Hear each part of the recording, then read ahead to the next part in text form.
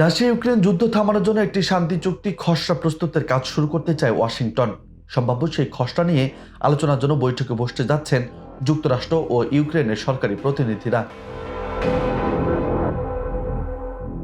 আগামী সপ্তাহে সৌদিতে এই বৈঠক অনুষ্ঠিত হতে পারে।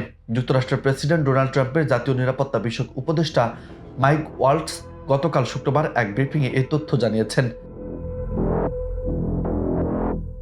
যুক্তরাষ্ট্রের প্রেসিডেন্ট দপ্তর ওভাল অফিসে আয়োজিত সেই ব্রিফিংয়ে মাইক ওয়ালটস বলেন, রাশিয়ার সঙ্গে একটি শান্তি চুক্তির খসড়া প্রস্তুতের জন্য আমরা ইউক্রেনের সরকারি প্রতিনিধি দলের সঙ্গে বৈঠকে বসতে যাচ্ছি।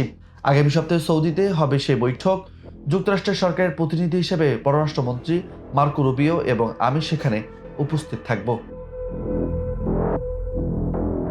তিনি আরো বলেন, আপনারা সবাই জানেন যে আমাদের প্রেসিডেন্ট ডোনাল্ড ট্রাম্প একাধিকবার স্পষ্ট করেছেন যে এই যুদ্ধ থামাতে হবে। ওয়াশিংটন এখন একটি শাটল কূটনীতিতে প্রবেশ করতে যাচ্ছে, অর্থাৎ আমরা ইউক্রেন ও রাশিয়ার বক্তব্য শুনব এবং উভয় পক্ষের সঙ্গে আলোচনার ভিত্তিতে চুক্তির নথি প্রস্তুত করা হবে।